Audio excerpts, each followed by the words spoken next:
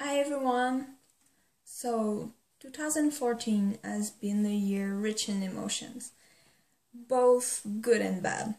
Well, I'm not only talking about K-pop, even though, yeah, the same can be said about K-pop. The year for me began very well. The first 5 months have probably been the greatest month of my life. Such good times probably won't ever happen to me again. I've got to see two of my favorite bands live. I've got to see a little bit of New York, and I've got to go to freaking Japan and South Korea. There I've met some of the greatest people, not only from Japan, but from all around the world. And some of them became some of my very, very close friends. And I miss them so much.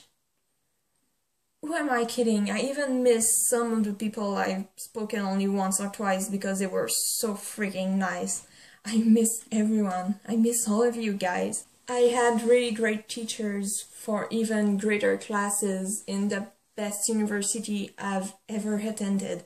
Okay, yeah, I only attended 2 universities to be fair, but yeah, still it was a really awesome place. But while I was there, I learned that one of my friends from high school had died. He wasn't a really close friend to me, but still when I learned it through Facebook, I was really sad about this. And what I didn't know is that he was only the first to leave this world this year.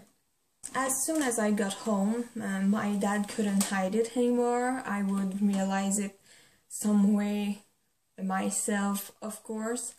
My dog had died in January, not a lot after I left home for Japan. The professional was paid to look over her, feed her, and make sure she was okay and safe. Had somehow found a way for her to get internally wounded. Because of that, she got really sick and started vomiting blood and then died or something. I don't know all the details, I wasn't there, but yeah, it was something like that. I had her half of my life. I chose her when I was just a kid and she was just a newborn from my late aunt's dogs. And I named her Candy even before my parents decided to buy her for me, and even before she was mine, I named her Candy, and now I won't ever see her again. Later, last summer, there was a car crash. In it were 2 of my friends. One of them died on the spot. I've known him since we were kids. We used to live in the house next to each other. Since we were in a small village, next to each other didn't really mean close. We were like a 4-minute walk or something between our houses. But still, we went to elementary school together and we took the bus to go to the city high school before I moved to the city. The other was in a critical state and was taken to a hospital where they attempted to save him for days, and where he stayed in a critical state for days, and then he passed away. I've met him in my first high school year. He was in my classes, all of my classes, for 2 years.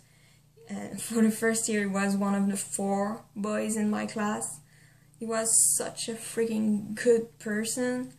He read a comic book I've made in elementary school, and it was a really bad comic. But still, he asked for more. I promised him to write at least another one, but when you're 12, you make a lot of promises that you don't really keep.